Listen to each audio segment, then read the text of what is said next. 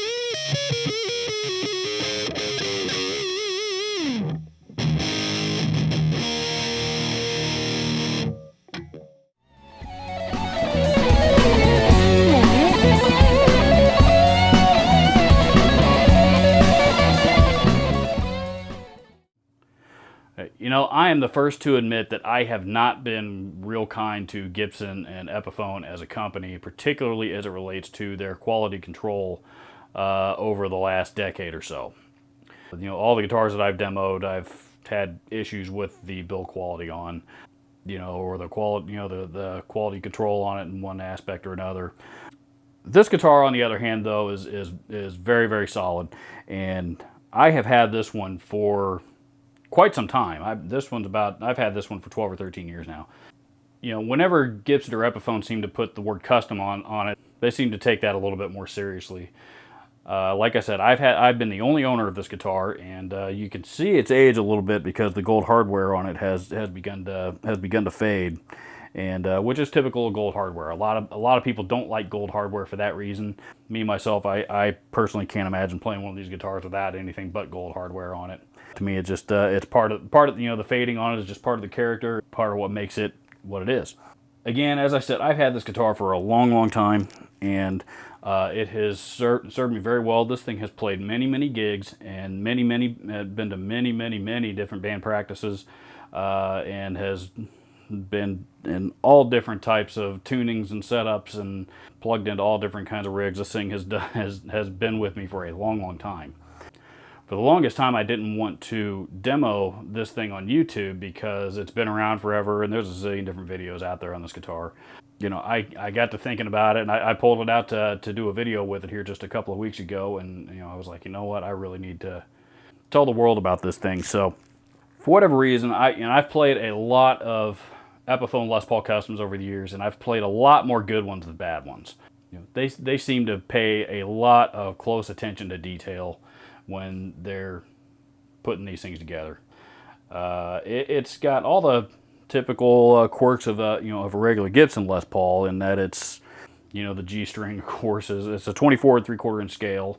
You know, the G string likes to pop out a tune on it just like it does on any other Gibson. It's such a user friendly instrument, and what I mean by that is, to play it. You know, one thing I've always liked about it is where the pickup selector is, because it's real easy for me to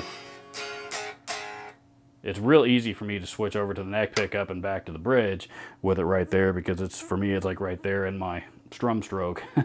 It's just a matter of extending a finger, you know, whereas if like on my SG where it's way down here, or the Explorer where it's way down here, I got to reach a little bit more. You know, Strats and Super Strats, they almost always seem to be over here.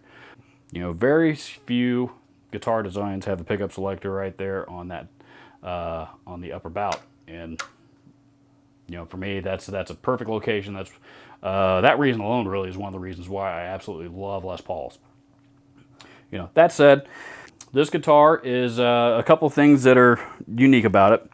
This guitar obviously is designed for those of us that cannot or will not afford or buy an actual Gibson Les Paul Custom. You know, a Gibson Les Paul Custom right now is about $4,000. You know, $4,000 to $5,000, almost $5,000 right now actually. You throw the third humbucker there in the middle, and for the Black Beauty edition, and you know, tack on a few more $100 on top of that, and you know, you're getting some serious money for a Les Paul Custom Black Beauty.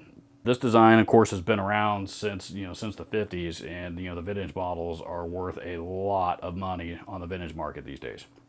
You know what I like about this one. I mean, they just play so well, and they're, you know, it's this is really the first instrument that I ever really bonded with and felt like, you know, this is my guitar and this is what I should be playing.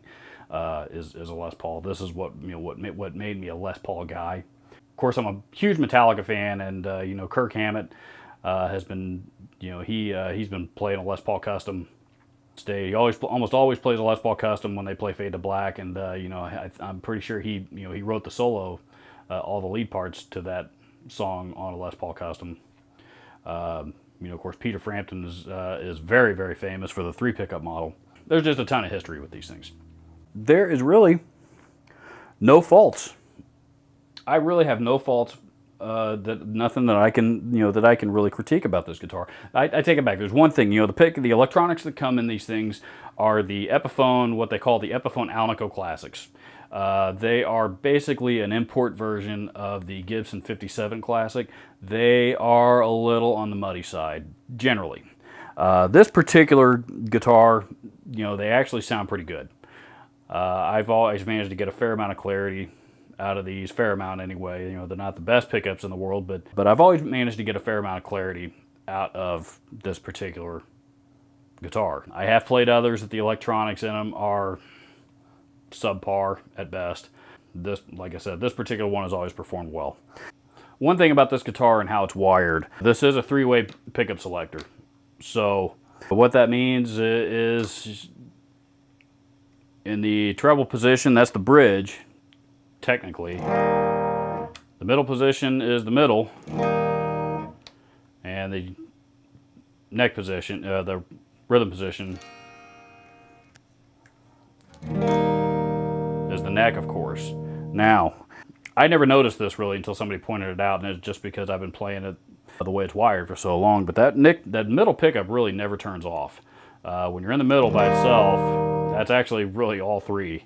When you play the bridge pickup, it's actually got a little bit of the middle pickup coming through, and same thing on the neck. So a lot of guys will actually just disconnect that pickup altogether and just run on the front and the back alone. I don't prefer to do that. I like to play it the way that it was made. So, and plus it gives a little bit more of a unique sound compared to my other Gibsons. These guitars run about $7.99 or so. They do have a little bit more inexpensive model out now called the Pro, the Custom Pro, I believe. And those are Gibsons on this kick right now, where every single, all the guitars, at least the ones in Guitar Center, all have to have a push-pull coil tap on all the pickups. So the Pro models are the ones that have the push-pull, or there might even be push-push, but the coil tap options on the volume controls. And they're, those are actually, I believe, a little bit more inexpensive. Those run about in the $600 range. This guitar, I believe, retails brand new for between $7.99 or $8.99.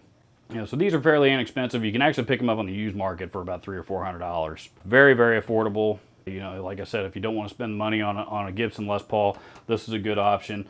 These are made in China. Unfortunately, they moved most of the Epiphone production from Korea over to China, the late 90s, early 2000s.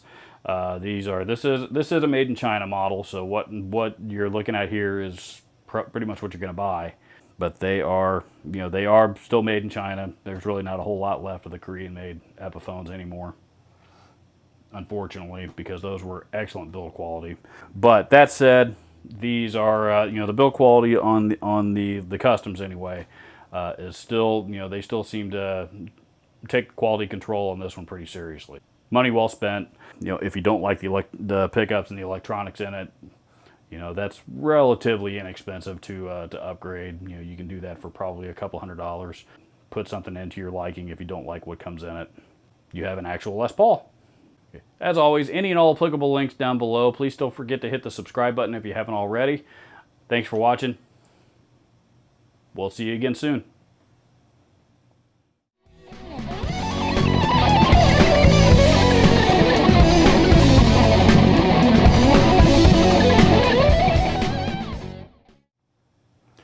If you have any broken or unwanted instruments lying around at home, even one maybe that looks something like this, please contact my friends at Share the Music.